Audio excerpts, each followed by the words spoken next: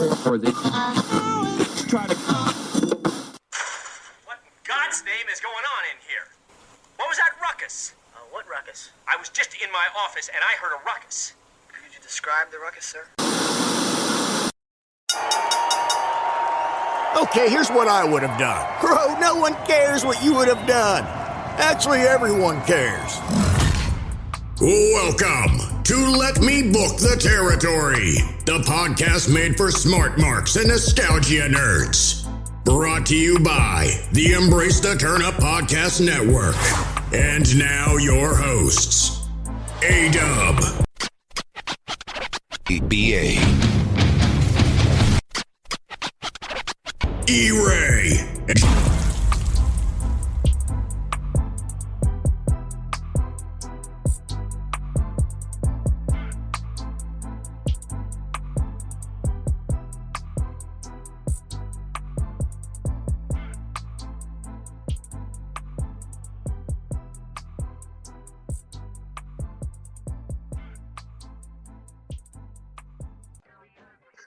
His clothes actually fit him.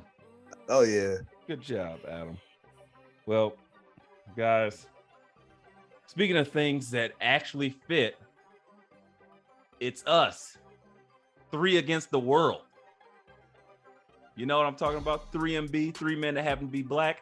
And this is the greatest wrestling podcast of all time. Guys, I'm talking about Let Me Book the Territory. It is I, E-Ray, the quasi-bad guy, the Diet Coke of evil, Dean Peen Malenko, the American Cream Brody Loads, here at your service, Von Swagner. I got to put some respect on that man's name because they had to pull his face off like a John Woo flick.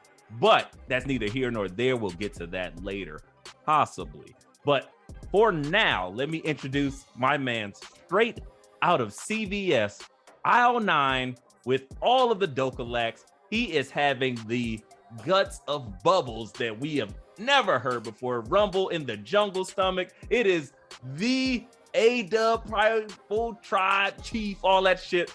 It's the Dub Show. Oh. It's your man, Dubson Reed, L.A. Dub. Yeah. Let me tell you guys, I got a question for you guys before you even get started. Have we had a week since we've been podding with so many good promos? Good question. That's a good question. I don't think so. It's been some We're gonna get into all of it. I'm excited. Okay, that's a good question, Dub. I'm excited. I'd say I am too. And the guy that said he is as well. Multiple times. I mean, you've heard him. You've heard him here. You know him because he has his own show. It's, you know, if we're the A show, he is the B A show. My guy that takes after his dad, Meat Sauce Mafia creator, Virgil. He said he's nobody's butler. He makes all the money. So he is B.A. DiBiase in the building. What's going on, B.A. Brody? Mr. Fuck Money himself, B.A. in the building, B.A. DiBiase, a.k.a. Black IRS, a.k.a. the Beef of the East, B.A. Bigelow. And now, Ricka what? Because all of this Ricochet slander I keep on creating in this podcast space. You don't realize you're nega Ricochet. Like it's like if all the negative energy and shit. I'm like Venom, and it's Ricochet, Spider-Man. I am fucking Venom, and Black suit Ricochet. Big facts. I love it. That's sticking. Black suit Ricochet in the building. BA wears suits to work it. I do. Custom suits at that. I put on the fire. That's your symbiote. That's your symbiote. And he throw a chain on it. Throw a chain on it with the open chest. I know how you get down. Nigga Ricochet. I'm gonna have to sing because Nigga Shay. Hey, as in true Nigga Shay fashion, everybody that gets custom suits, they got that one that they pull out like when it's a special occasion. Like tomorrow's, I gotta pull out that one. So I might have to tweet it out tomorrow. I don't like showing off my work guard. People might be like, well, goddamn, is he a CEO or something? Like, nah, I don't want on these hoes, Nigga Shay. I don't need to do that. No face, no case. Dunk on these hoes. Supposed to fit like the hoes do. Neck Dunk down. on these hoes. Guys, don't forget to like, subscribe, leave us a review, especially if you want to see more of Nigga Shay suits. That's a tongue twister right there. Pause. That's what he said. Pause. Guys, we're having so much fun here. I gotta say, before we go any further, I really did enjoy a lot of this week's wrestling. Oh, same. Like, good week. What I saw was good. No complaints. What I saw. What you watched? The fucking Hulu trim version of everything? Nigga Shay seen 18 minutes of wrestling and 3 commercials for Beltrex. And he like, that's all I need, baby. Monday Night Raw had 15 matches of it. Nigga Shay saw 3 of them. Yep, that's all I need. Great show. Main event. So let's just guess what he's seen. He's seen Dana Brooke versus Cora Jade. He's seen that's accurate. What the fuck happened on Raw? Oh, he's seen On Site with Seth Rollins. Yeah, and then I had to double take because I saw him come back and whoop his ass. I'm like, did that just happen? Like, is this deja vu?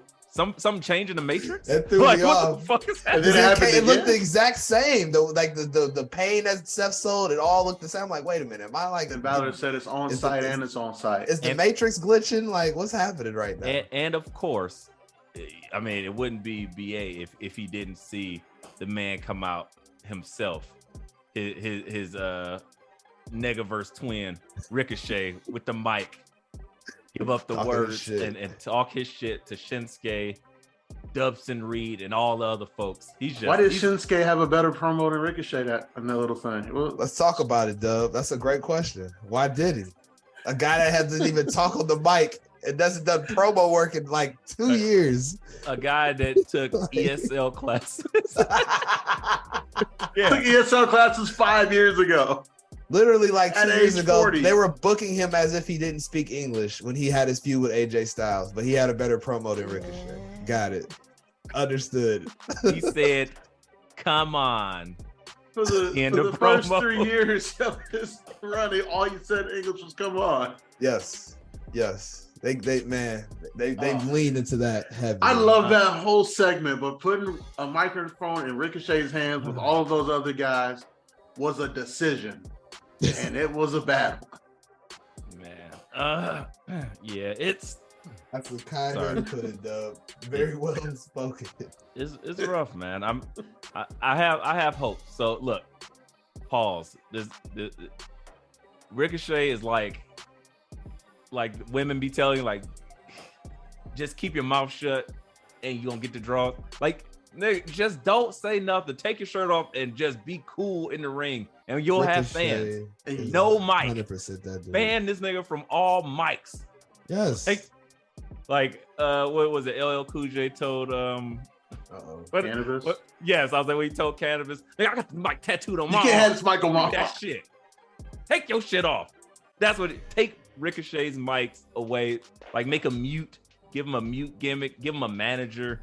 Cause And I want to like the guy. I really enjoy it. Me too. Yeah, let me preference it the same way. Right. Like, I've always liked Ricochet. Can we talk to Braun's surgeon to like spinal fuse his body, give him a new E-Ray, you know what's funny about that? Something about Ricochet not being able to talk. In Lucha Underground, they didn't let him talk. Oh, I know. His character just like Prince roared Puma. like a sound effect. Prince Puma. Wow. And he was constantly in the world title picture. Yeah, he can go when they let him go, but he just be on that flippity flip Power Ranger bullshit that he don't do nothing in the ring. It's dope, except for when he starts talking. And then you're like, I hear what I hear is we all have our own individual gripes with the character of Ricochet. Me, I'm just upset with him taking L's and then being presented like he can win matches because he obviously will not be put over. Y'all can't stand the mic skills. So is it fair to call this podcast the coalition against Ricochet until he changes his gimmick? No, so we something want better from Ricochet and for Ricochet. And I don't think we should call it any of those. Those are terribly long titles. Well, we're not making merch out of this, but I was like, do you expect me to put that in the cover art? No. like, God damn, nigga, this is a People paragraph. Actually, yes, in the people fine need to print. expand Absolutely. their phones to see the cover art. Like, what the fuck is that? I can't. Is it a Is that picture? hieroglyphics? What is this? Is just words, like a Bible passage? Maybe. The Fucking Ballad of Vince Ricochet. McMahon, 31, Zoom in on your 17. Anyway, off of that, we'll get back to Raw. Let's start where we like to start. We've been on a roll here, kind of breaking it down from beginning. SmackDown was cool, but you know why we're here. Let's keep it all the way funky. I haven't even watched SmackDown yet. I've only watched The Reason We're Here. As the Bloodline turns. Hey, Same. I watched it, but guess what? Narrated by Victor Newman. The only things that matter is that Bloodline promo. I'm gonna start here. BA, I gotta start with you. Do you still feel the same? I know last week you came in really hot. Are you still sitting on that shit or get off the pot train, or did this newest layer, this newest like development in the story, has it gotten you back on like, okay, now I really want to see what's next? Let me know what you're thinking here. They couldn't have done this at a more perfect time. I feel like I called it out like, hey man, something gotta happen. We know they listen to us, so absolutely. It's almost a proven fact at this stage. As we approach the 100th episode of this podcast here shortly, it's almost etched in stone that as soon as we speak something, Trips is listening. Somebody back there is listening. don't let me find out a head writer live in one of these random states that none of us know anybody in. I'm gonna call him like, hey, you never know. I need to talk to payroll. Run me a check right now. But no, to my analogy last week, shit or get off the pot. They met Dub in the IBS section of the CBS and Aisle 9, and they let it go. Extra Let trip, it don't collect. all go. Let it go. It was cool to finally get to what we've been waiting for. All the tension, all of the teasing. Finally, it happened. So I'm good with it now. Now let's see what this Civil War, this Marvel Civil War that's like it's being advertised looks like next Saturday. So I'm here for it. I'm back in. I'm all the way back in. They got me. I love that they're calling it a Civil War too. Oh yeah, so it's great. hilarious. Leaning into it, looks exactly like the Civil War cover so for great. Captain Like, America. You know what it really looked like? I mean, Civil War is good, but you know I'm old, so I like to take it back. It reminds me of the fight screen from Mortal Kombat 3. And then they just, Facts. Stryker versus Melina. Or Shao Nighthawk Kahn. versus Raiden. Right. Nope, Nighthawk's on NXT. Ah! DJing in the back for some reason. Yes. DJ Brutality. What the fuck are you doing back there, bro? Did you bring your turntables to work? What are you doing? I'm still in on that guy, by the way. But I am too. I definitely think that it's some beauty to it. But I'm gonna be a little bit of the naysayer here and say it was a little clunky for me. They finally got to it. Okay. I think Jay and Jimmy for a long time have been such fantastic promo guys. Like since the turn, the Uso Penitentiary, the back and forth with the New Day, then switching from that to having the feuds with man, my brain just turned Profits. off. Street Profits. Oh yeah, that did happen. And shit, whoever else was in the running or in contention, they have always been there, just giving it up, making it feel authentic and being fun and having incredible matches. And the shit on the mic that they're talking, no matter what gimmick or character, you still feel what they're saying. So I was like, I've always loved like their promos. Like at least it's been literally almost a decade. right? True. With that said, though, I think they started relying on that a little too much. So when Jay was going in and giving us the swerve, and he's building up the swerve, Roman got off some good bars, and he's like, "It was Jimmy who didn't believe in you. He's the one who had a problem with you being the right-hand man. I made you main event WrestleMania. I did this. It was all about the bloodline. Jimmy's the hater." And then when Jay was getting hyped, he messed up a little bit. He's Mr. Shit, fucked up. Mr. Prom King, Mr. Thompson. That boss wasn't that bad. E-Ray, stop it. He was. Watch it again, because you got caught in the moment. I promise you.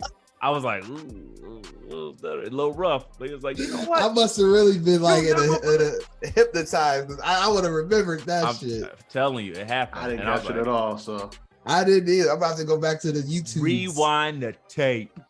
Like watch the tape. It happened. I was like, ooh. And then he got it, and he's like, you know what, Oos, you out the bloodline. I was like, oh, we got there. Dude, I'm out too. Smack. And super kicks. Super kicks. Loved it. That's super where we kick got party. Yeah. No thigh smacking on those. But Oh, it was great. But again, a little clunky how they got there, but when they got there, it hit as it needed to. So I was like, Roman was like, what? You did this to me? And it was like, bet. Clap, and they gave it to him again. Solo caught it. It was just fantastic workmanship. Then they got out of there, and it's like, oh, wow, that feels important and feels heavy. So, Dub, from your standpoint, how do you see the tribal chief responding to this disloyal bunch that he himself brought up? If I was writing it, he would be totally unhinged.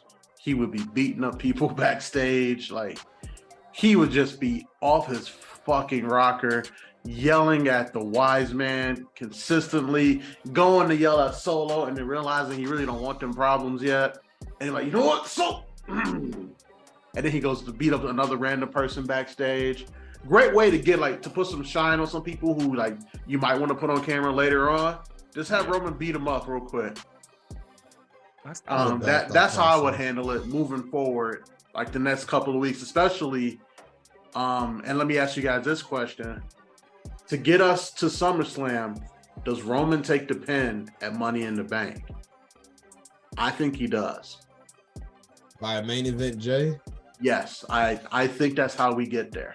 That's how we get, because Roman has not been pinned or submitted in like 4 or 5 years. Baron Corbin, as he will constantly remind us. Tuesday night. Yeah. And I think other than that, the only singles match he's lost was the one versus Seth. And he was choking Seth to death at that point. So I think it's very important for Jay to get that pin over Roman, for them to have that, like, yo, maybe he is the guy. Maybe we should acknowledge him. Like, it's always been about Jay. Am I off base there? What do you think? So correct me if I'm wrong. The match for Money in the Bank is the Usos versus Roman and Solo. Correct. Okay. With that said, no, I think that would. I'm just worried because I don't know if they want to do that, and I'm scared that they'll be too scared and Vince.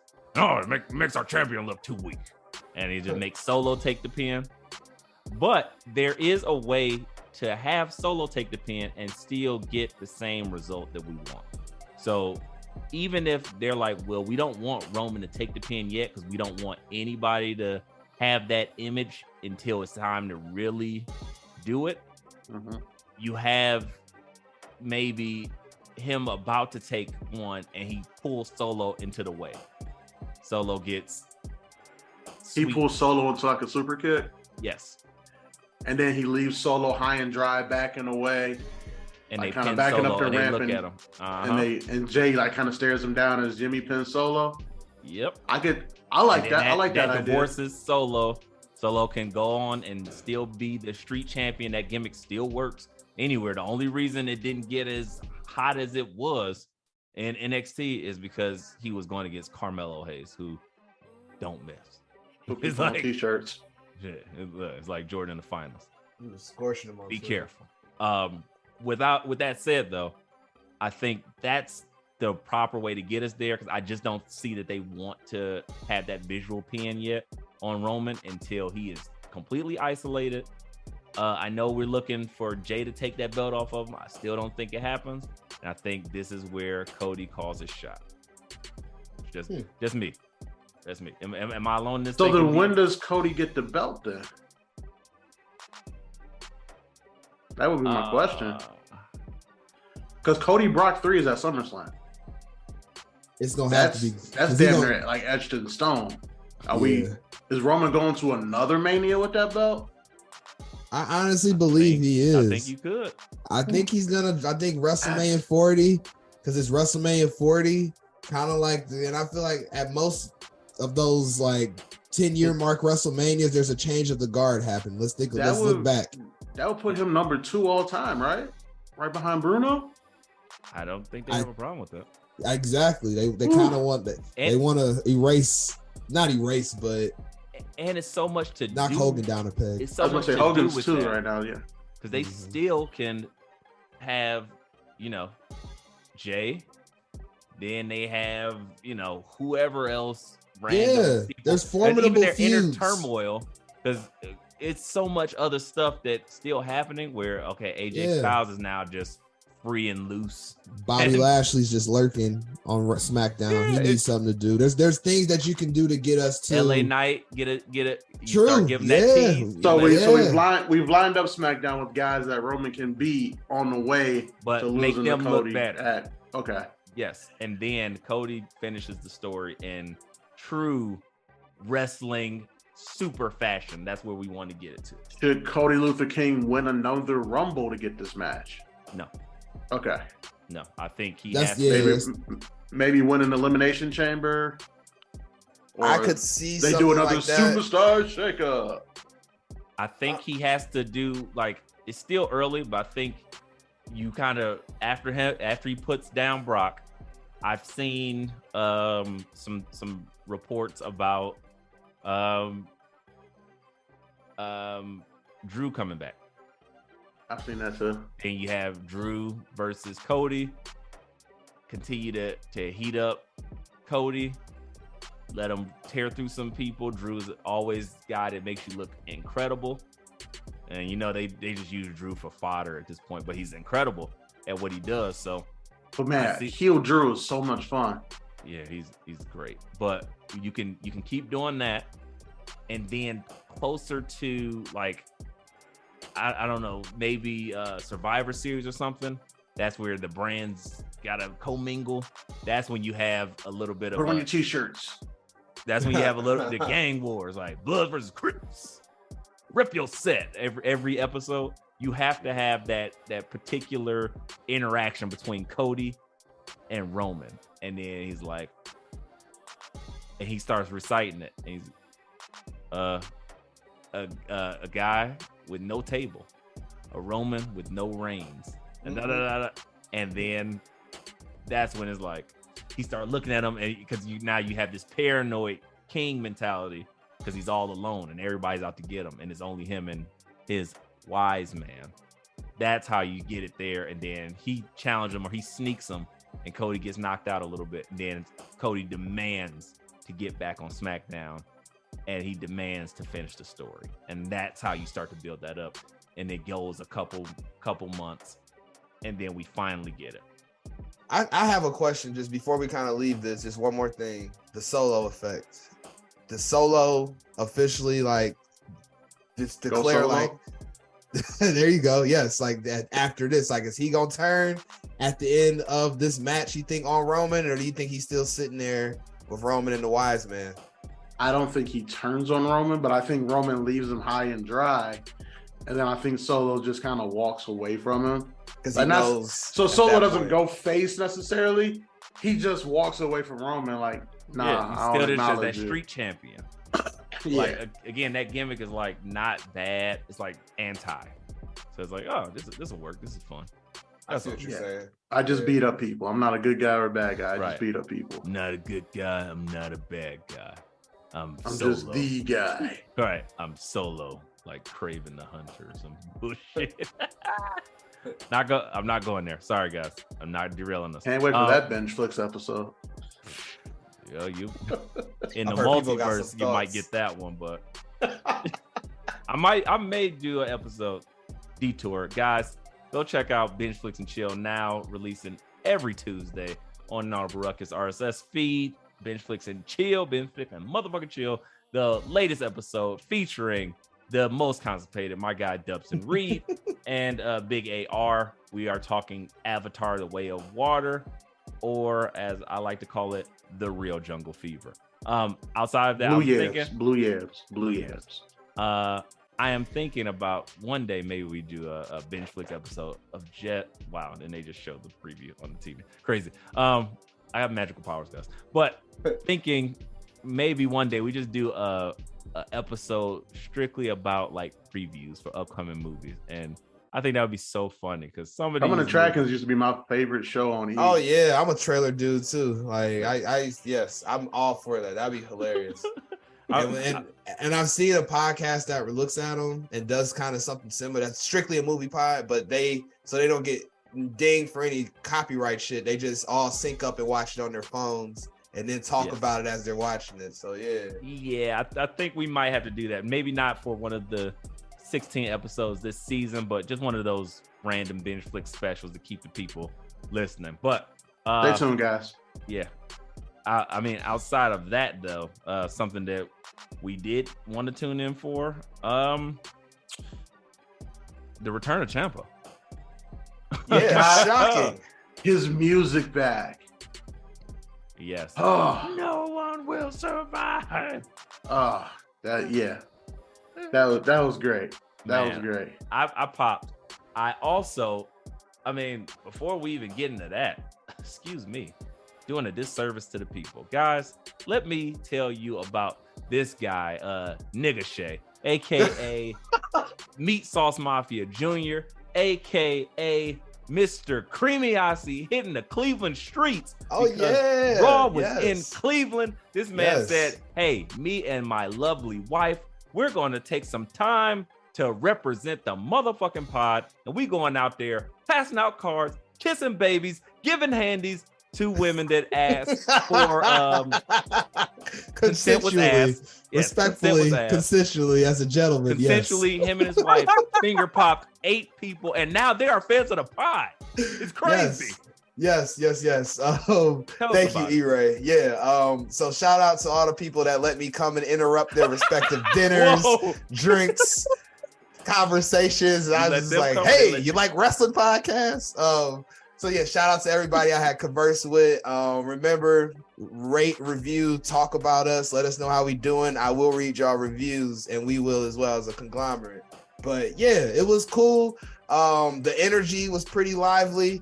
It was very easy to tell who was down there for Raw versus the Guardians, who also had a game going on that night. So it was very easy. Right, absolutely. So yeah, it was fun, man.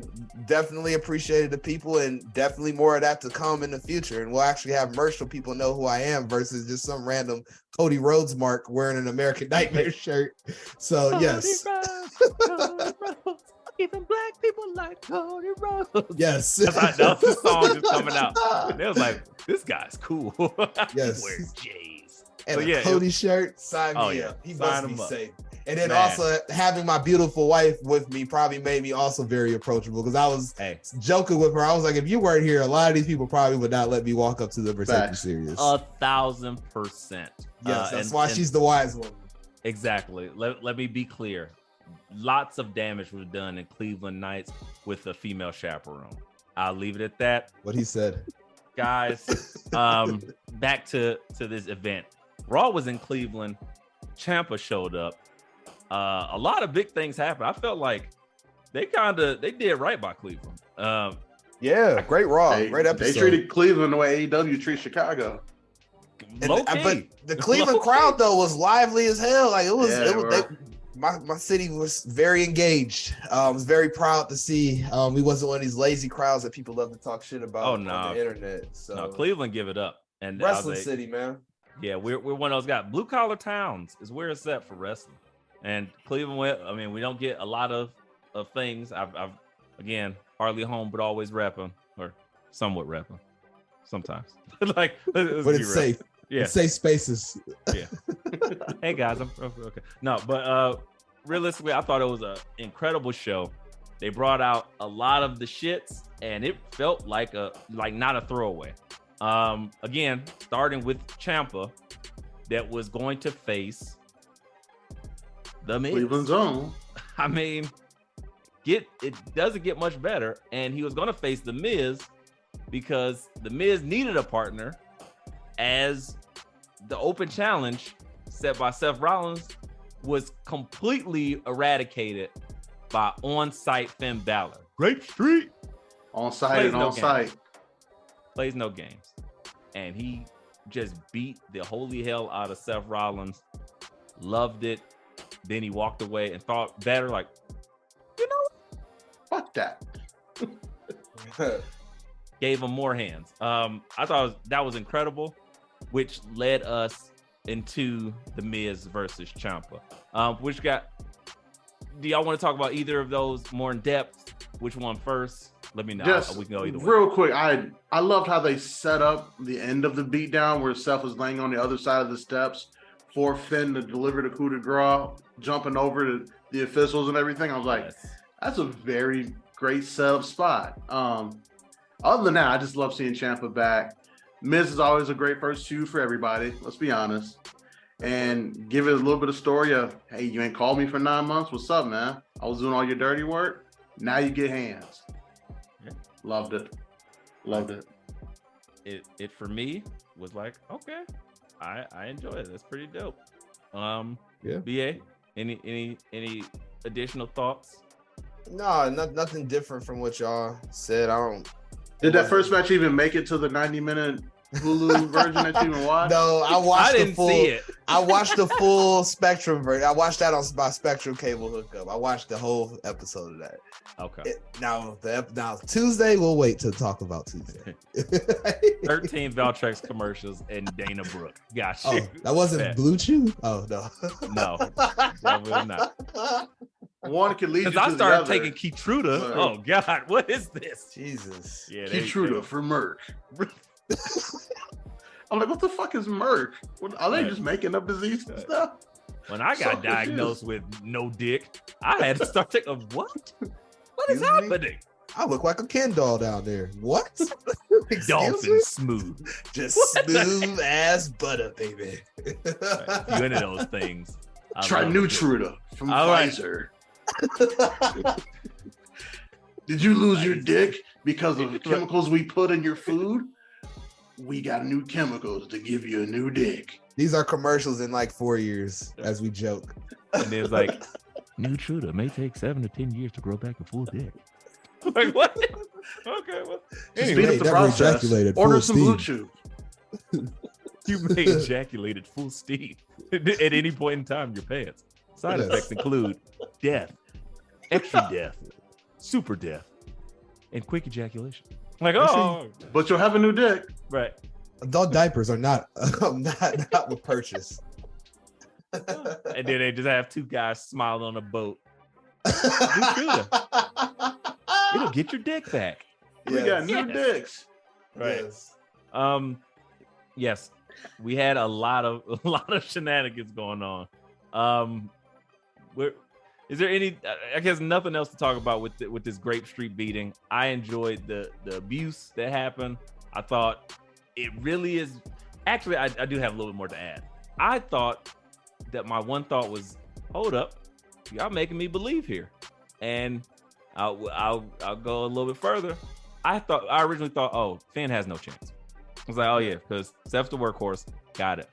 I'm starting to think, if I'm following this trail of situations that are happening, because we're just blending the lines here, I'm starting to believe that Seth is getting out all the matches quick and hardcore, so that way when Finn takes it from him, it doesn't feel like, oh, he didn't get a long reign, because he's beating people at a furious pace. It feels like he's worked himself into a point where, like, hey, I don't know if he has like enough gas in the tank when we get to fucking London, and Finn's in his backyard. I'm sure they'll do another Finn's at home segment. I came home to Ireland and was just more angry. And you're like, oh, okay. Just mad, angry at all times. And this is like, am I alone here? Do y'all still think that Seth has no chance of losing, or is Finn starting to make us some believers? Oh, the moment they put that tape on his ribs, I was like, I think Finn might lose his belt. And like, I almost thought he might lose it on Tuesday. Yeah, I kind of feel that way too. Like, yeah, Seth, like Finn got a different feel and look about himself right now. Yeah. He seems like unhinged, low key. And he went from I don't know if Seth ready for Finn this. or just like, fuck everybody, Grape Street, cuz. And it's crazy. Like, yeah, the moment they put that tape on Seth's ribs, I was like, oh, he's losing this belt soon. It's a wrap. He got some vacation coming up or something, and they probably promised it back to him. But yeah, but he coming off this belt. You need to legitimize. So I thought I was the only one. So I appreciate that we the tribunal have spoken. Yeah, and they're in a good spot too. Like, you legitimize the belt by putting it on your best guy on the card, but the belt doesn't lose anything when you put it on a guy like Finn Balor. Right. And I'm not worried about it. I honestly think this belt, this time next year, we're going to be looking back at like, this belt's going to mean way more than what it does right here in this moment. Like, look at how they brought back the feeling for the IC title. The US kind of, the US has been brought back up, but it's kind of like it's floundering out there a little bit, but it's not anywhere near where it was like 2 or 3 years ago. So, and this is big gold BBL. So like, hey man, they gonna throw. Sky's the limit. Exactly. I promise you, I'm trying my best. I know I got mad bills. I'm poor. I am poorer than a college student right now. But guys, I may show up with that big gold BBL. I need it. I am trying my best to like affirm is like, hey, E-Ray. Only $25 a month with no interest, E-Ray. Pick up the phone. Like those old fucking ads. Oh, you want to look so sexy with your big gold championship around your waist? Yeah. I'm like, damn it. I want You're convincing me to buy it. I want you so bad. Oh, dude, don't I look good around your waist? Look at me on that shelf. Right. I love sitting up here in your office, E-Ray. Right. All the bitches will respect you with that in Detroit. Right. All the wrestling hoes will fall at your feet, E-Ray. And you know how horny the wrestling hoes are. Right.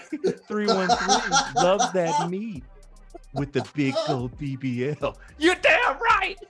Take my money.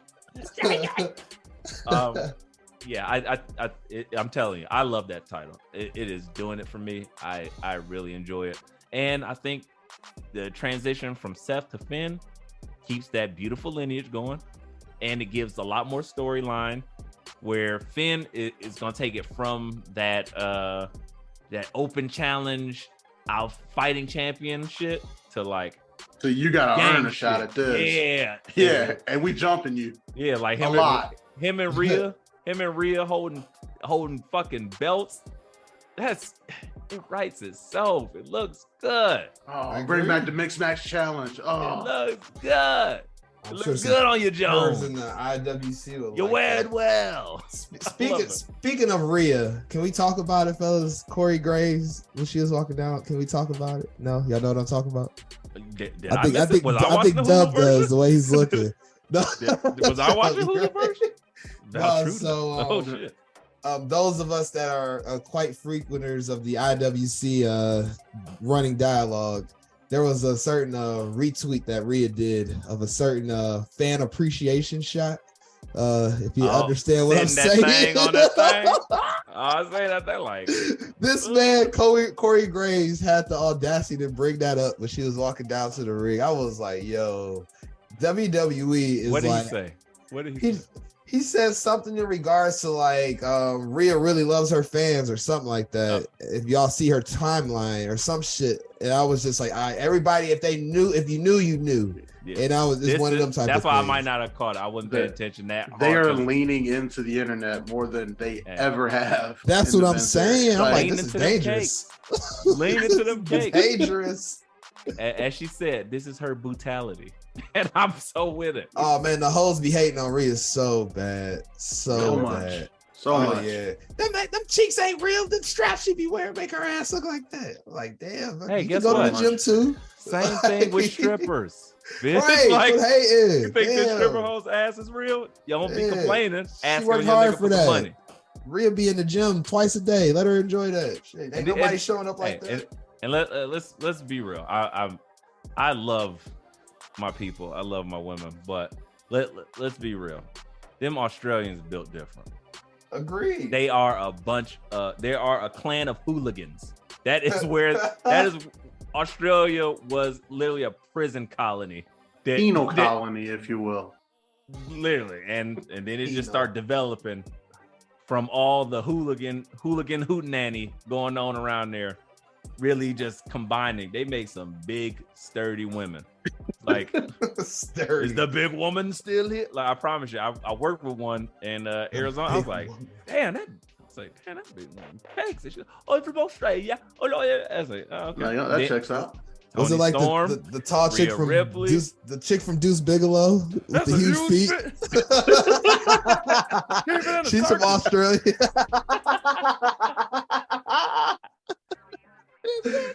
Yeah, all that shit. I promise you, it's like Rhea, damn. Tony, the Iconics. Yeah. That's the Iconics. Yeah. Same. I mean, they ain't built like the former though, but still gotta like the latter. Anywho, I can't hate on it. I love it. Finn with that championship, Rhea leaning into the internet and on tables. It's all good with me. It's fantastic. Way better than what it was. Facts, because I was worried about 4 or 5 years ago. I was like, she ain't never recovering. It's like Vince has run her into the ground. So sometimes you know, the Cream, as my guy, Macho Man, always said, rises to the tippy top. So another case of this was shown with Rhea Ripley. I can't be more proud of I get that. it, because Rhea Ripley, she's a bone crusher, and Bone Crusher's ready.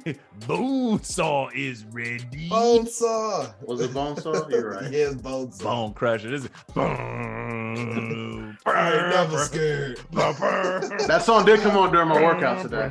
There you go. You got Bone It all tracks. It all tracks. With dubs outside of the club. Hey, Bone Saw. Fucking psycho. I can't wait for SummerSlam. Dub, I know you just had a flub there.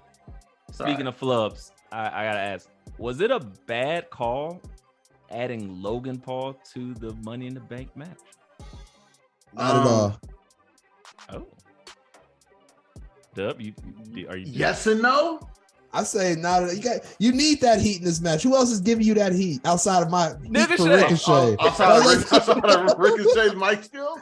That's just me. We need somebody to get everybody. That's the whole back. match. While everybody else wrestling, Ricochet just outside battling the microphone. Break dancing or something, like something real fucking annoying and beige. Just I'm about to flip around and be extra. E-Ray is dancing like it's super extra right now. And that's what Ricochet would be on. Absolutely. I say yes and no. No, because he has the athleticism for a ladder match, and he's going to pull off some crazy spots, jump through a ladder, jump off a table, jump off the building. Who fucking knows? Damn. Love it. I say yes because his mere presence takes away from some guys that they're actually building something with. Santos, LA Knight, okay, gotcha. In like the overall stratosphere. I thought you were talking about Ricochet still. My bad. No. Okay, no.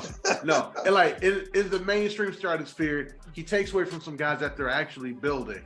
And don't get me wrong, in the wrestling stratosphere, the IWC, he takes away nothing from LA Knight because LA Knight is LA Knight. Yeah. Yeah. Can't stop that. You cannot stop. Nobody can stop that momentum. But that would be my only thing. But I will say I did see like my worst nightmare come true as he sat on top of that ladder and he put his hands on that briefcase. I felt my heart stop, and I was like, "Oh God!"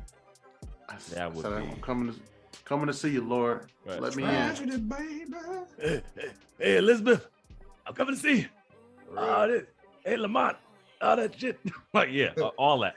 I definitely understand. The St. Peter opened the doors, and I heard him whisper no, so I really need that to not happen. Yeah. Dub, don't die yet, because you will legitimately be rejected at the pearly gates, and I don't want that for you. I know you still got some years to repent. You became like an ordained minister. You might be speaking at my wedding one time if you can stay alive and not inebriated. That would be a dream. You know, I got you, but you got some repenting to do. So, you know, I'm torn. I technically think it's a bad idea. I'll tell you why. In the NBA, I would love to hear why you love it so much. But for me, it was like, I get the cheap Cleveland pop. Love that. It's like, cool. I would have liked him just talking. But to put him in that match, I mean, it does say a lot of trust that they have in him and the people that he's working with. And this is going to probably be the workhorse match. It has a lot of like incredible wrestlers in there that will be able to guide him, tell him where to do, where to be, where to go. And he can do some crazy athleticism. I take nothing away from Logan Paul. So anytime he's been on my television wrestling, I have been entertained and pleasantly surprised. So I give him all the respect that he is due. But there's a but. And I'm not talking about Rhea Ripley. Ew. I have to say, it feels like overbooking. I don't need it. I actually like the guys that were in the match, and it gives me like, ooh, who could win? Who could win? Now it's like, just don't put it on Logan Paul. And I don't like that feeling as much as I like who could possibly win, instead of just like having that one person that's that heat magnet that I absolutely do not want to win at all. Yo, it's E-Ray, the quasi bad guy, the Diet Coke of evil, the side god of pod, and I'm here to tell y'all, come check out my show, Binge Flicks and Chill. You never know what you're gonna get, but we always talking some good shit when it comes to television and the latest movies. So we want to bring y'all in. We want to make sure you have a good time. You learn something, you laugh, you cry, you might stab a nigga or two. I don't know what you're gonna get, but that shit is popping. So come check out Binge Flicks and Chill. And it's me, E-Ray, and I'm out. This question: Does your thought of overbooking come from like memories of the last time they just added a seventh man to the match? Absolutely, in a different way, because as we say, Brock don't go nowhere to lose. So as soon as he got, I was like, oh shit. It very much hurt. But this one, I feel like Logan Paul is still learning.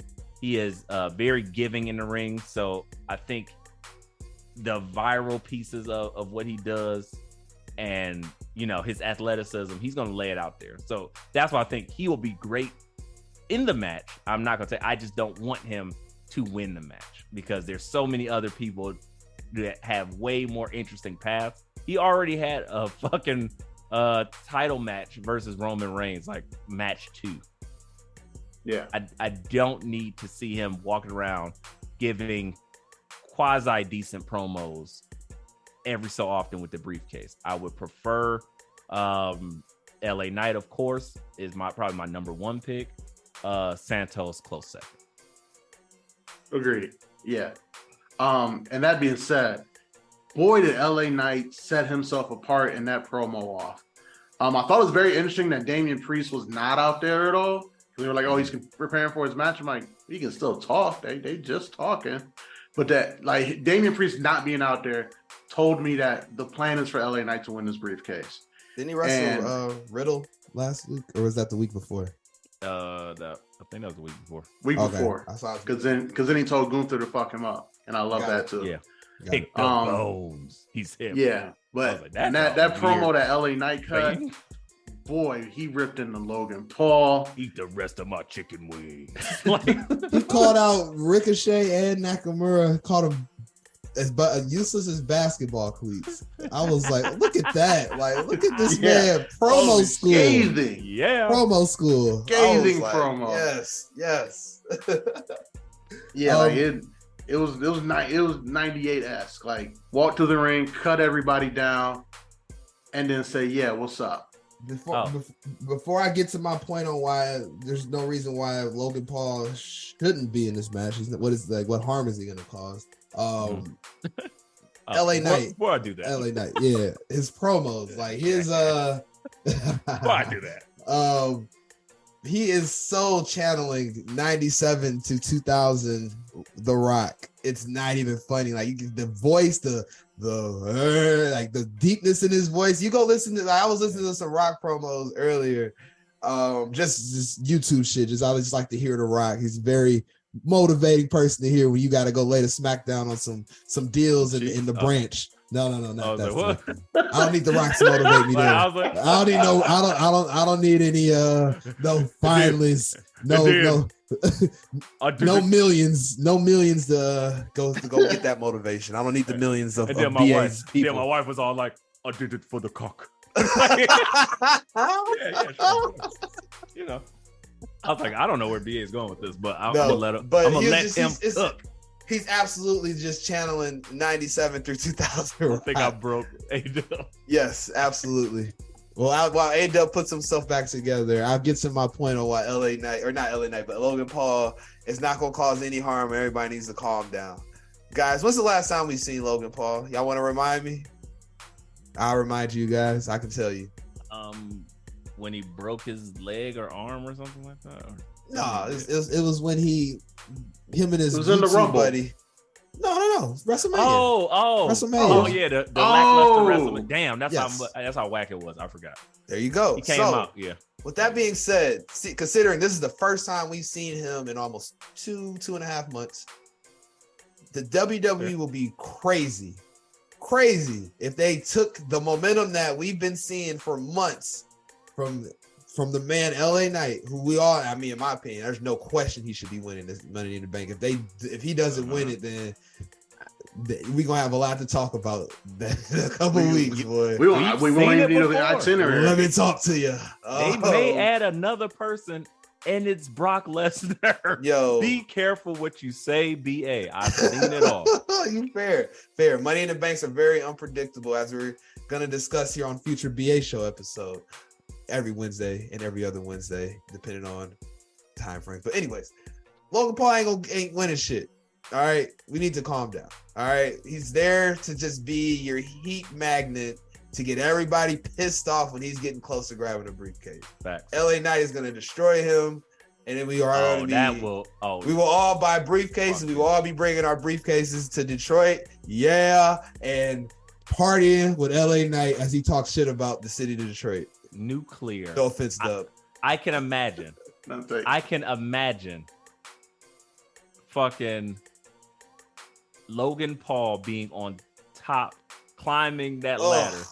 Then LA Knight jumps on the ladder. Okay. Hits him with like some type of stun or some bullshit. Then he's just like, I'm here for this. And we go crazy. And then he climbs up, and that, like, I get it. That heat magnet, that works. And that's gonna send LA Knight through the stratosphere. Yes. So yes. That pop would be so loud it would shake the Richter scale. That's where I'm at with it. I'm not gonna look at it more than what that should be.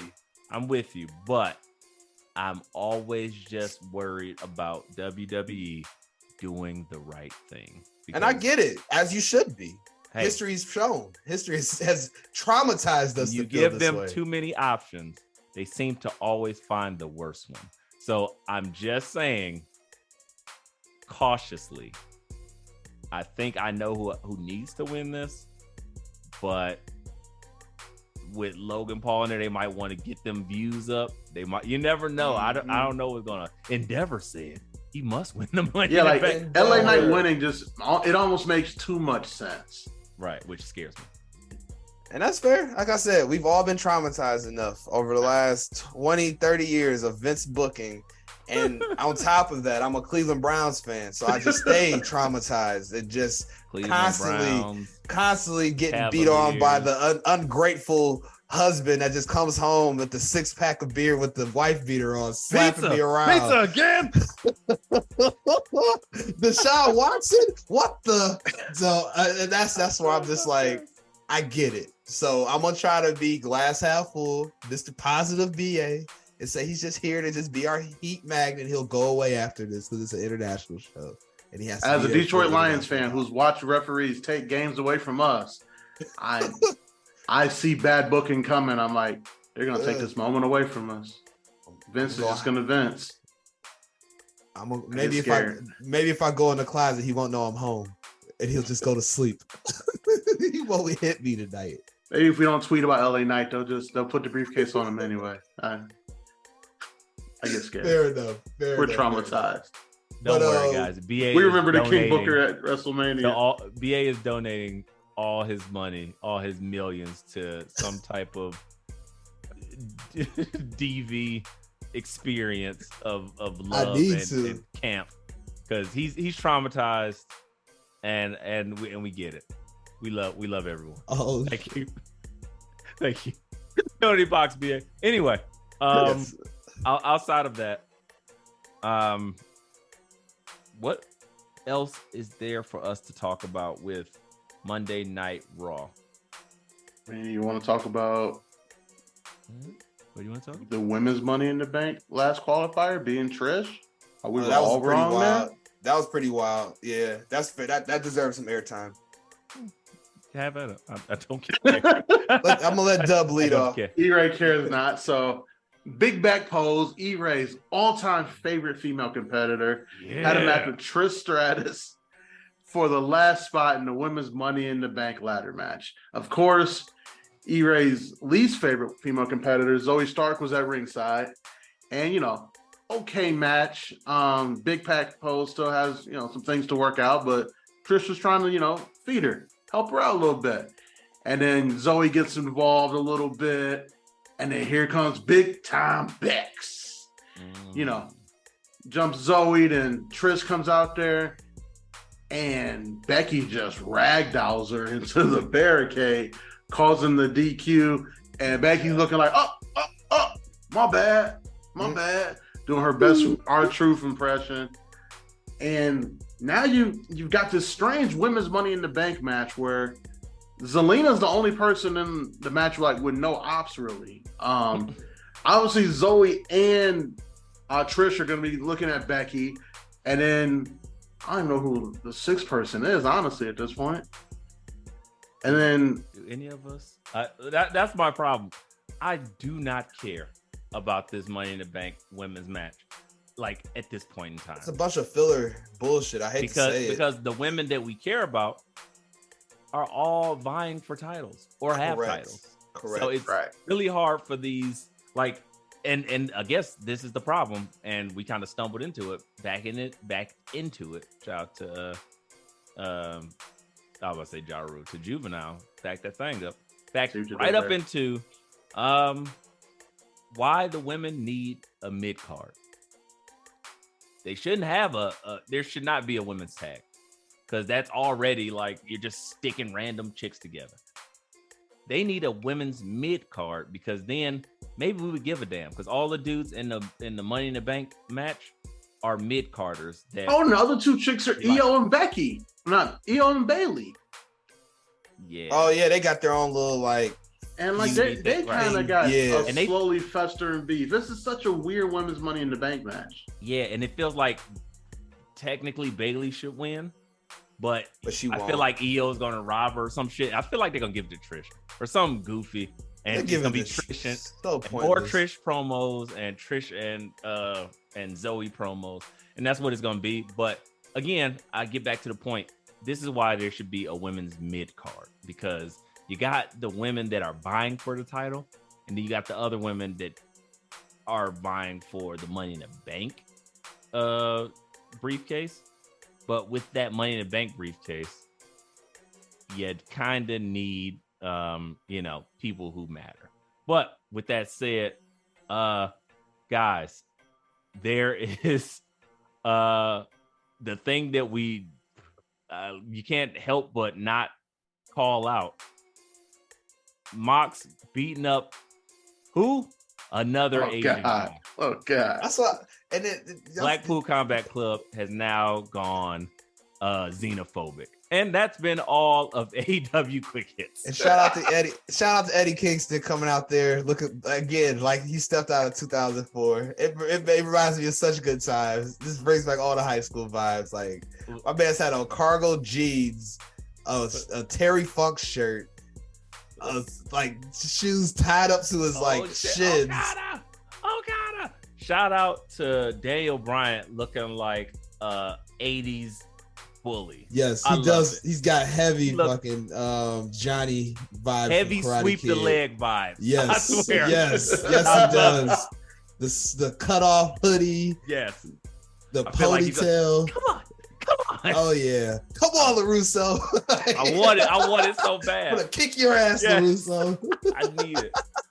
Fucking. Oh, the final season of Cobra Kai got crazy.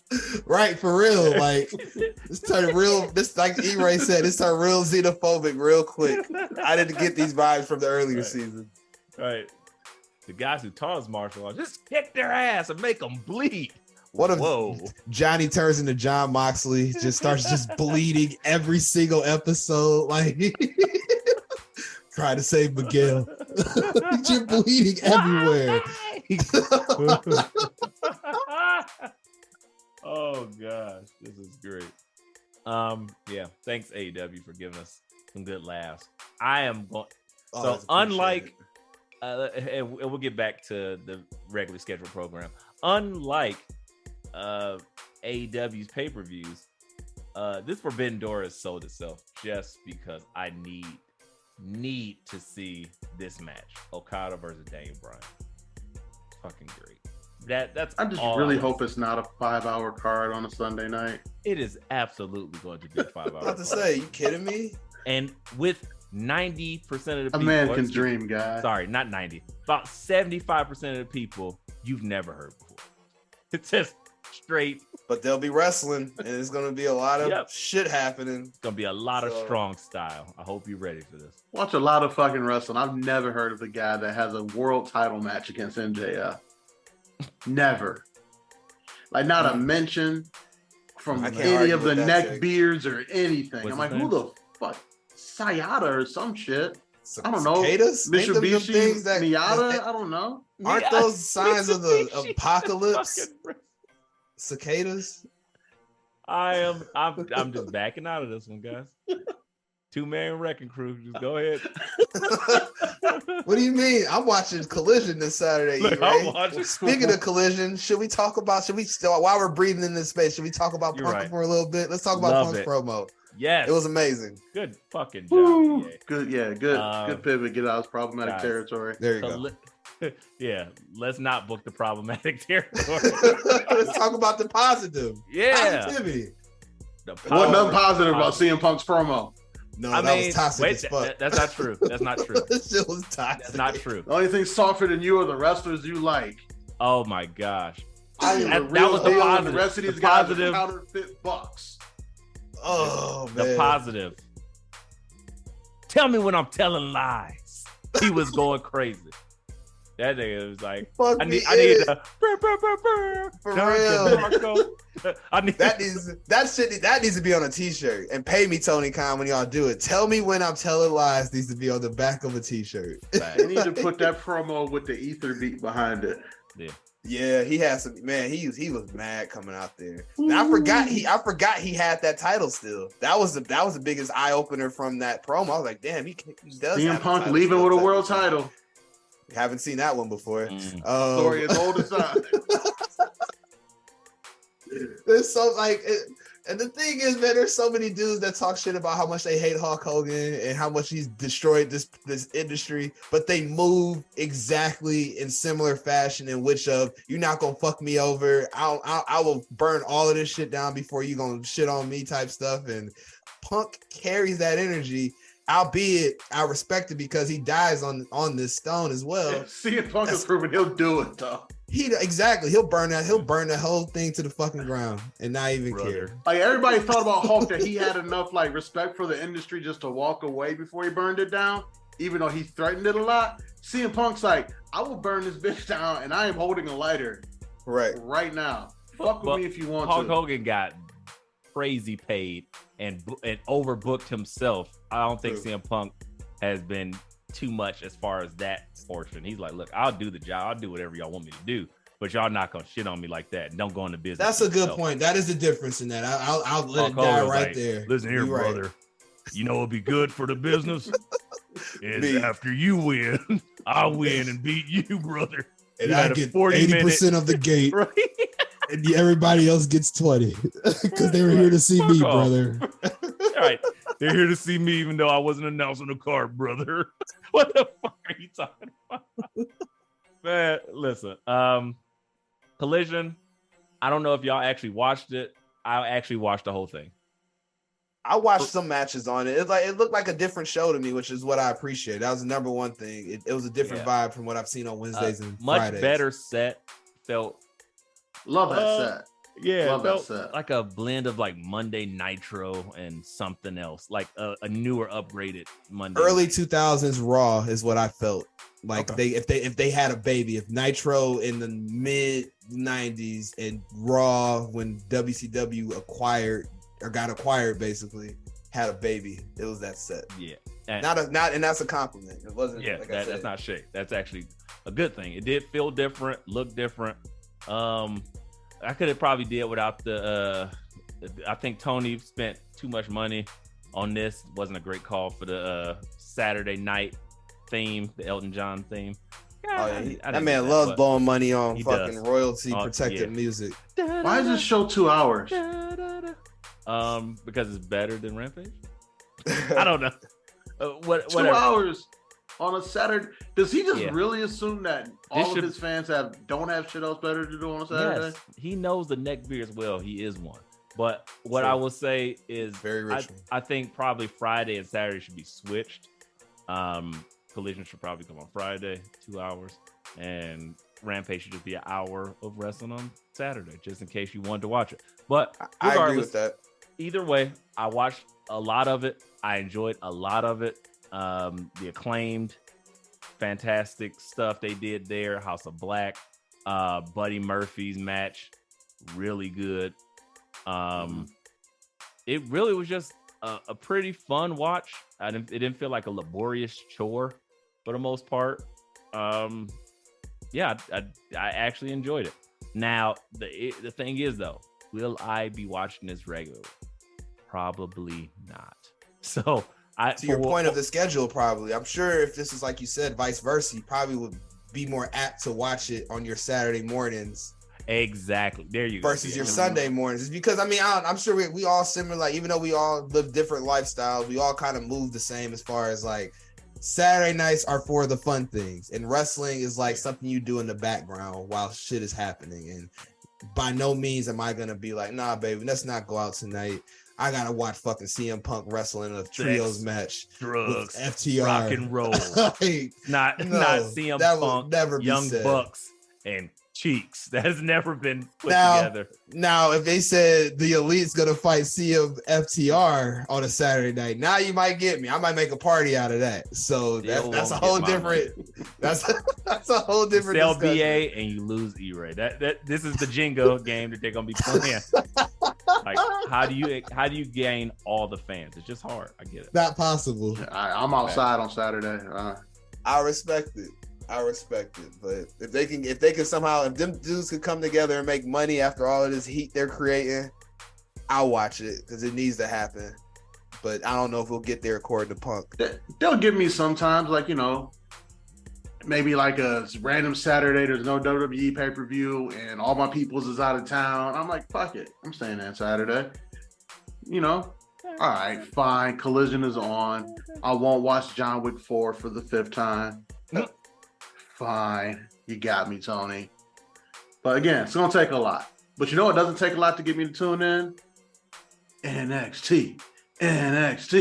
NXT, still the best professional wrestling show on television. Biggest of facts. E-Ray, can you tell me why Dana Brooke versus Cora Jade was your favorite match of the year? I can't because my name is not BADBIC. And I did not watch the Hulu version with 18 Valtrex commercials and New Truda growing new dicks. I didn't watch that one. So many dicks, though. Can we name this episode New Truda Gold Rush? That's solid. Write it down. Dick Rush. Look, I don't know why they continue to put Dana Brooke on my TV. And in Gold Rush, where this was like a really stacked card, they gave that match some time. In my humblest opinion, I will try to be as fair as I can be. I think Dana Brooke has gotten worse since I originally seen her in WWE. I don't know, like I'm glad you said 7-8 years ago. And I was thinking the same. And it's not like I'm trying to be mean, because there's times where I'm really being mean. I'm picking on people. This is not one of them. I just don't understand. It's like she lost a lot of weight to fit into that kind of blonde bombshell type Vince shit. But her work hasn't gotten better at all. And she was kind of like a powerhouse before. Maybe she was moving a little slow, but now it's just like I can see her waiting for spots. Her timing is way off. Yeah, it just looks so bad, so sloppy. Her selling, like, I do not find any pleasure in watching her matches, even when she gets beat up and tapped.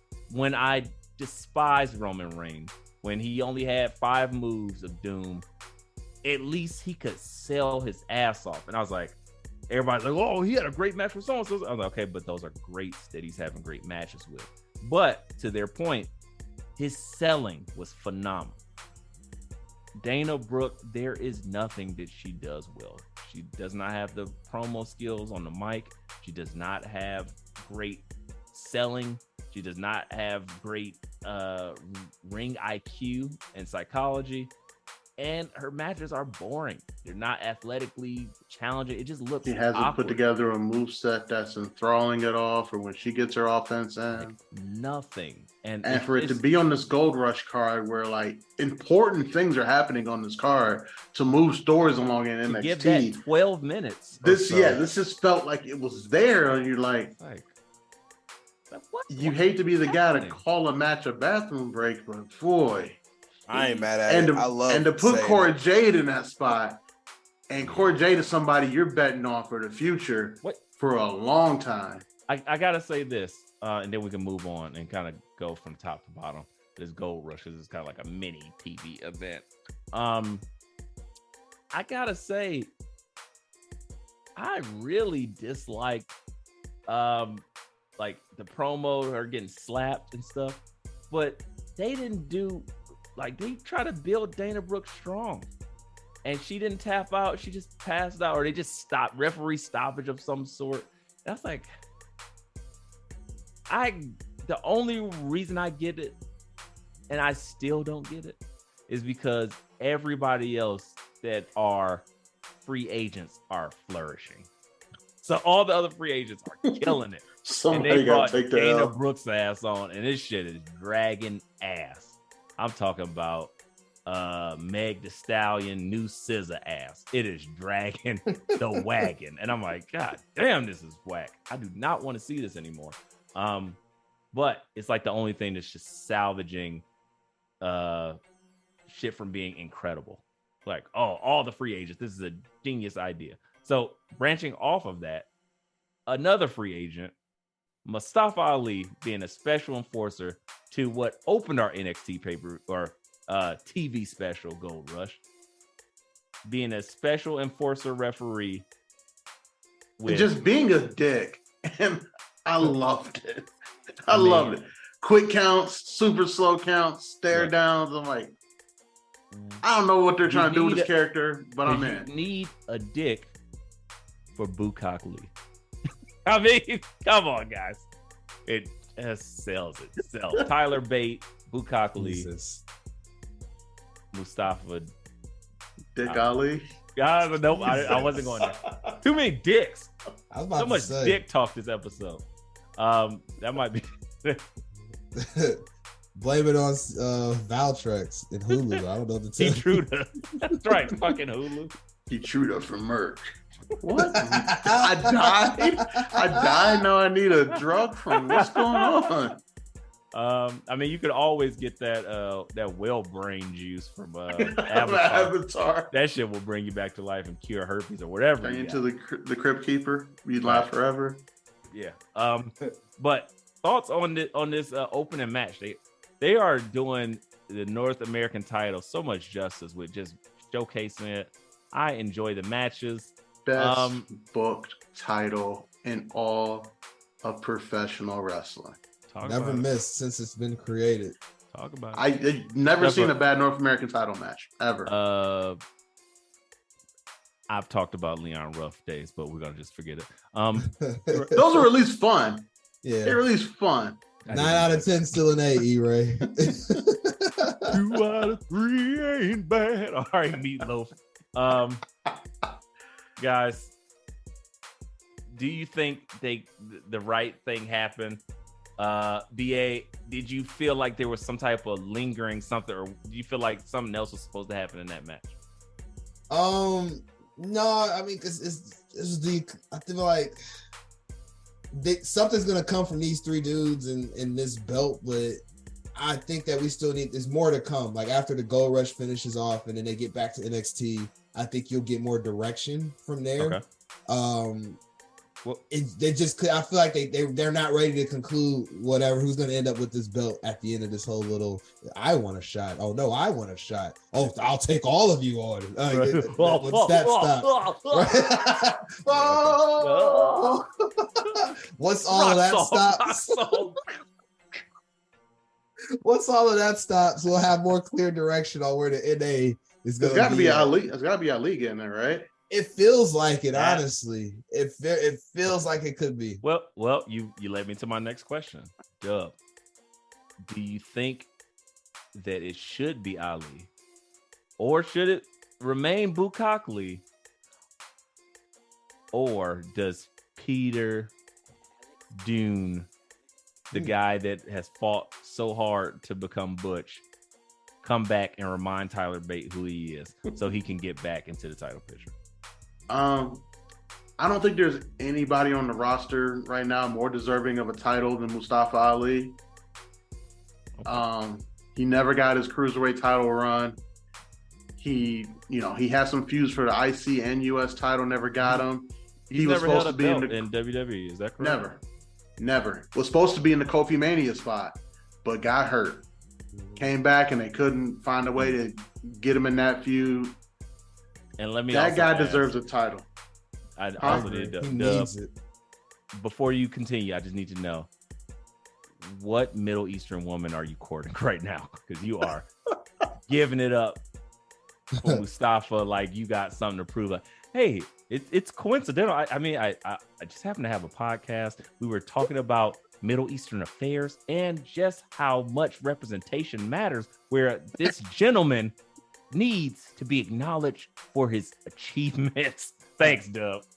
Hey, listen, right. Indian Spider-Man was one of my favorite parts of Across the Spider-Verse. Oh, just saying, representation matters. Sweet Harry Ann. No, but I think Ali should be the guy to get that belt. I'm gonna be real with you. I know you're a big Tyler Bate guy. They're just keeping him there until they figure out NXT Europe. That's all it is. Right. Yeah.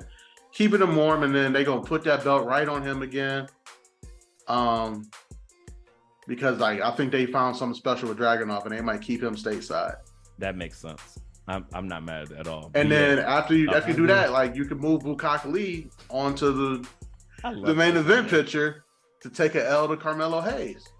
I love that too. I think before Hayes drops that belt to Ilya Dragunov, which I'm pretty sure we all think is going to happen at this point. I've called it. I booked it out before, and I think Bukak Lee versus Carmelo Hayes would be incredible. And yeah, I need it. So with that said, moving right along, BA, what were your thoughts on probably again, Dub called it at the beginning of the show. So much great promo work this week. We got the Epiphanies talking too. I wasn't going there, but if you I want, thought that you were going there. She gave a great promo. That's what I was saying. She's getting, at first, I was like, calm down, Dub, last week, and I was like, she is getting better. I mean, on her feeding real. When the bar's in hell, any breeze feels good, I guess. But B, I can't believe you told me to calm down. We're supposed to be brothers in the swirl. I agree, fro bros, right. fro bros. I got you. Exactly. But still, self-appointed swirl master. I still can't wait to hear about that on this bro. It's happening. I will definitely say I was less impressed with her shit and more impressed with Thea Hale. That character, Thea Hale was impressive too. I thought, you know what? That character kills though. In fairness, E-Ray, to your point, I think Thea might be. Lifting. Yeah, I was about to say she's helping Tiffany get more confident because Thea's all the heavy lifting. You know, her literally being 19 years old, probably really taking a speech class right now at Chase U can help her out with her promo skills. You told me all these craps, and then Mr. Shea. She has so much shit to say at like 1.25 speed in this high-pitched voice, jumping around, running around at the same time, and she nailed that shit. I'm sorry, I cannot be. And then impressed. Tiffany could just come back and say, "Ill." All right, exactly. I'm not impressed with mediocrity, white mediocrity, particularly when you have such like a trying performance on the other end of doing mad heavy lifting, and then you got, well, I can say L. Like, okay, great. I like that as a response or retort, which is also needed. You need a well placed. But the fact that she did all that heavy lifting, I was very impressed. And I think Thea Hale is slowly becoming like a fan favorite. I mean, if she's not already there. No, yeah, she's definitely a fan favorite. She's definitely taking that L next Tuesday, but I mean, you got to. Yeah, unfortunately, but I wouldn't be mad if, like, the thing is how wrestling works. She's too much of a baby face to win. We just had a smiley, happy champion. And I think that still left a taste in her mouth. But because her character has more layer to it, it's intentionally super preppy and super pepped up and like happy and blah, blah. It would be so much more dimension to go to it. But because they just had Roxanne Perez, who her gimmick was just like flowers and 9 feet. They're like, yeah, no, we need a little bit of heel sauce. So she's going to take that L, but I think she will have a fantastic career, and she's already doing things. She's only 19. You don't hit your prime in wrestling until you're 35. So right, she's already leaps and bounds ahead of Dana Brooke. So with that said, the promo that I was getting to, there was so many because NXT was heavy with all the shits. First and foremost, the champ v champ interaction with Carmelo Hayes, Trick and Mello Gang, and Seth Rollins. Loved it. How hard Loved did you it. pop? I had to clean up. It was great. I was like a Saturday night by yourself. Trick Mello Gang. Like a Saturday night at the Swirl Mansion. It was great. It was Custard. Brilliant. Clearly you can see that Mello is the future, and for Seth to give him that acknowledgement and to use his phrase, you were like, yeah, they get it. They get it. They see what we all see, that Carmelo Hayes is a generational talent, and sooner than later he will be on that main roster. I just enjoyed, like, I like how Seth is so much into this character now over the last like year that he just knows when to take his spot. So he was just sitting there looking at them like, the fuck are y'all? Like, sorry. I was like, oh, that's great. And they was like, oh shit, he kind of scared him. And I was like, that's so funny. And then I know you guys are champion. And he said that they talk. Just make sure you don't lose to who. And he was like, shit. He's like, I'm put his ass on a t-shirt. I love when Seth said, "Hey, my eyes are up here." I was like, yeah. Such a good back and forth interaction. So I thought that was incredible. Dub, tell me why you enjoyed Seth's interaction with Nathan Frazier more. Just because of the history there. Nathan Frazier's in that. White people. That's why. It's okay. He's in that first class of Seth's school, and like, and they didn't say it out loud, but they hinted to it. And I'm just a big Nathan Frazier guy, man. He's just so good. He's just so good. He's so good. But it wasn't better than the Melo and Seth. But such good shit. I mean, what do you expect from Seth freaking Rollins? Nathan Frazier. Right. He was taking W's all night long until Finn Balor showed up because he said, "Hey, it's on site and it's on site." Well, we're there now. Finn said, "What you gonna show up to NXT like I ain't got keys to the door here?" Right. The Prince, guys, like, he don't care where they at. He's showing up everywhere. He get his. Finn, it was like, I don't care what match you have. I don't give a shit. I'm whipping wholesale ass. And that he did. He said, hold on, wait a minute. Y'all thought I was finished? Yeah. Oh. And stomping on that face. Beat his ass. And Braun gave a very admirable performance at the same time with a fantastic spear. So many things. Best Braun match? No.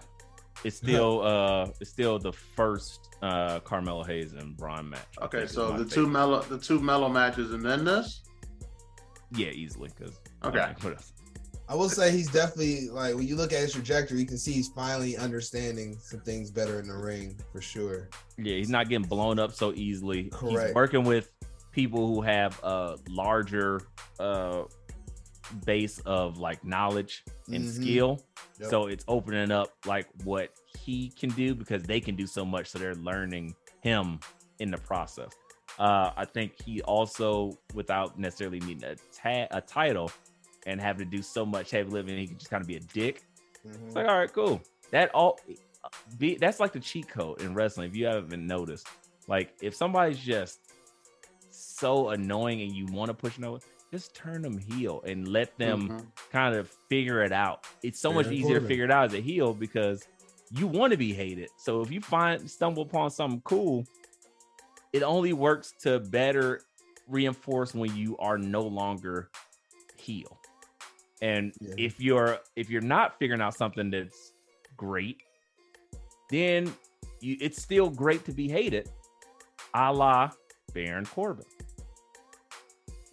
Baron Corbin is just, it's so fun to hate him.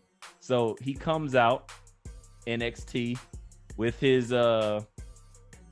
his super bright Hawaiian shirt and him talking shit. Him and Carmelo had probably, I would say, my best promo of the week. I think I'm gonna give it best promo of the week. I might be a prisoner of the moment, but I would still give it to Punk, but this is my number 2. Well, I would say only because it was like a promo off.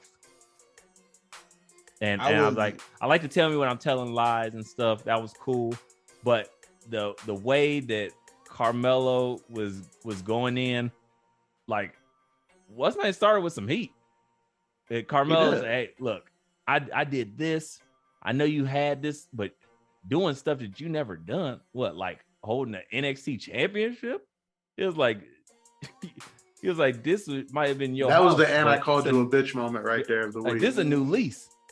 He's like, I run this shit. He's like, and I had to get a new roof because I keep blowing that bitch off every match. I'm like, whoop. Love it. That boy's good. That's fair. And then for a shocked a shock Baron to come came back with Man. it, but you broke though. Right. But I'm gonna take this belt from you. I'm gonna put it on my mantle, sit in my sexy-ass wife. $1.6 million house, and have my wife pour me a drink of some shit you can't afford. That I was shit like, was damn. rock. I was like, damn.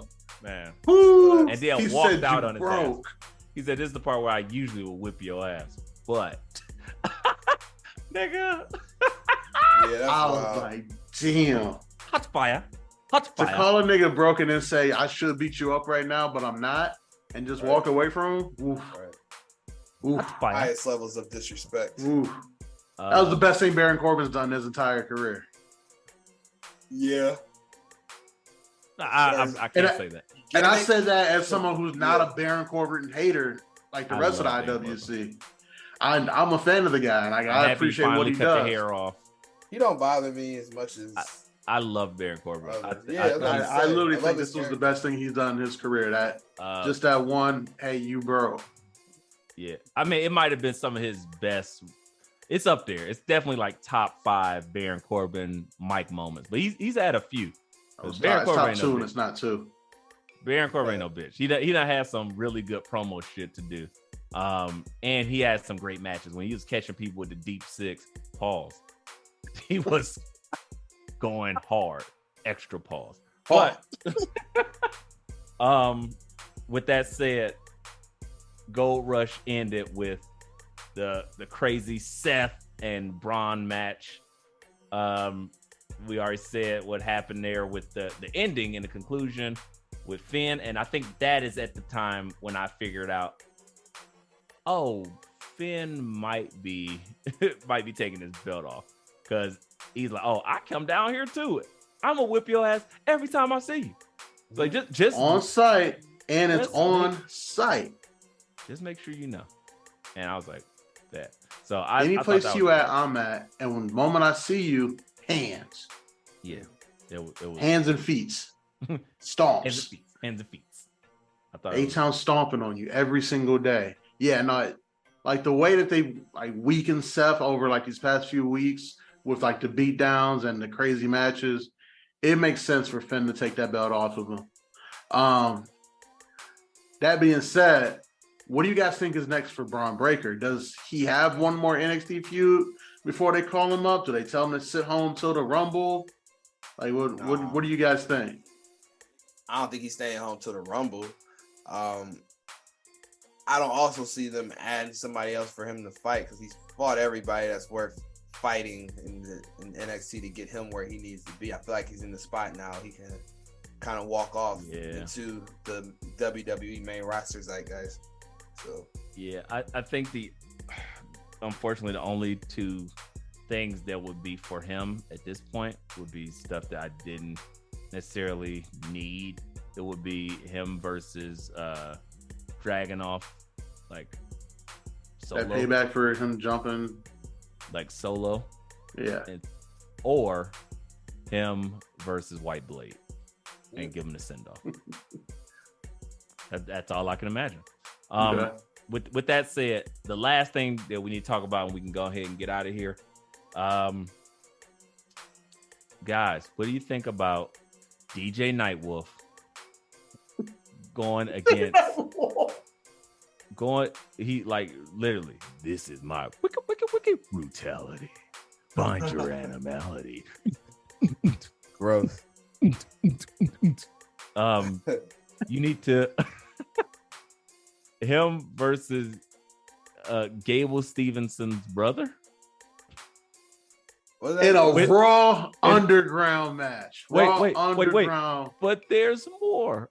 Being trained by Gabe Stevenson. What? Yeah, that doesn't make any sense. How much do you hate your brother? You're like, hey, you need somebody to train you to whip my brother's ass? That nigga's a bitch. I'll do it. What? In a Raw? Why would he know how to bare knuckle brawl in a Raw Underground match?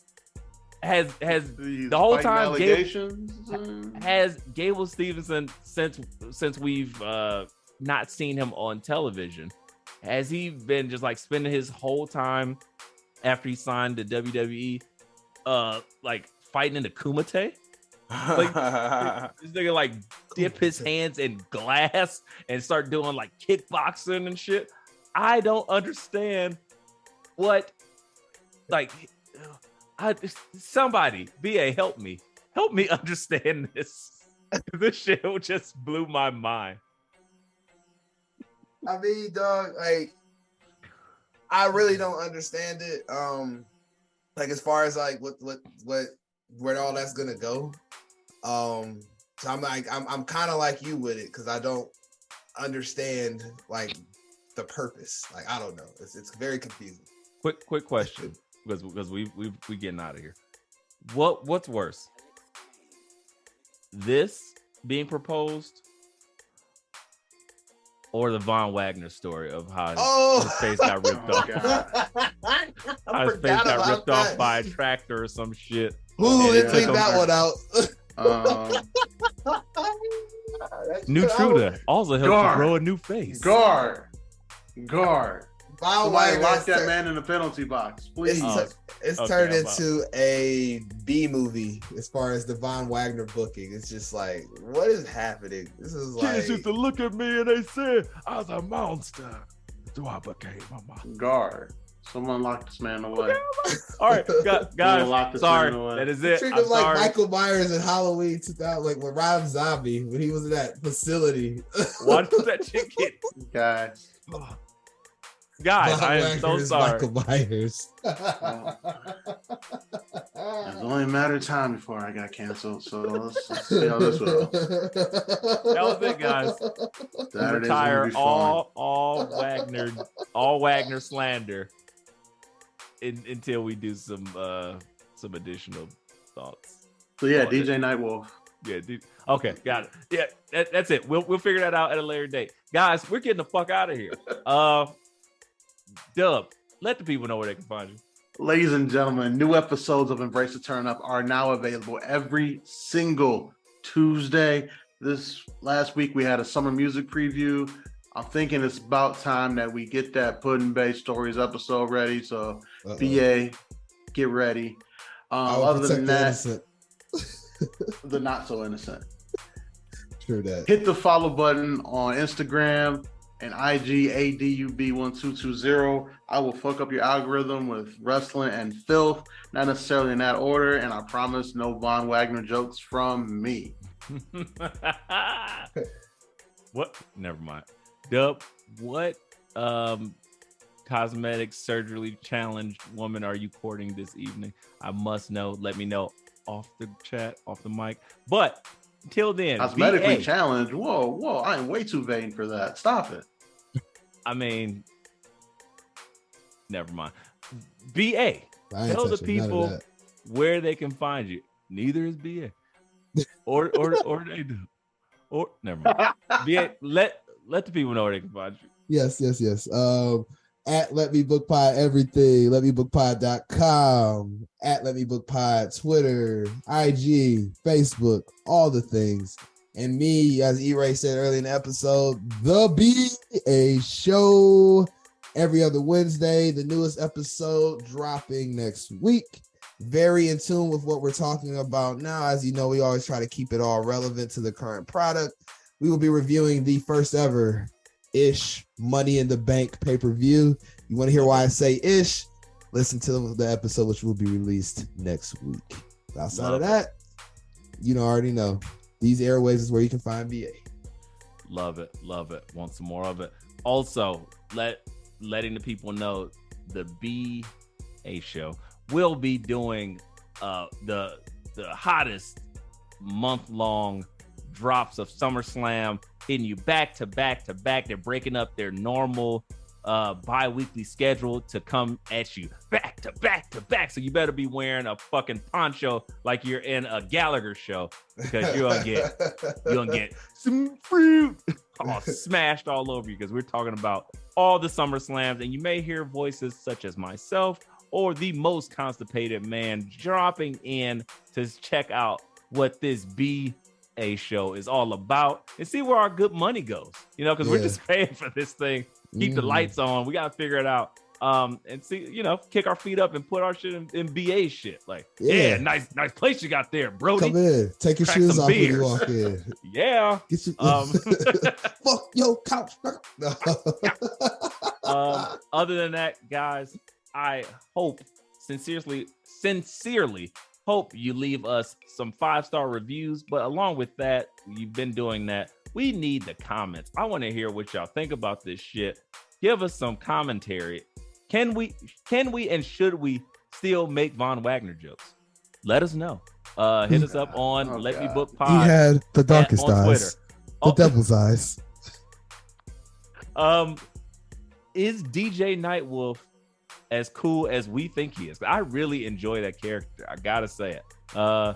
I'm ready for him to pull a full-on animality in the ring and just murder Gable Stevens' brother. I just need a DJ set Vision Quest. Mushroom. I need it. Mushrooms.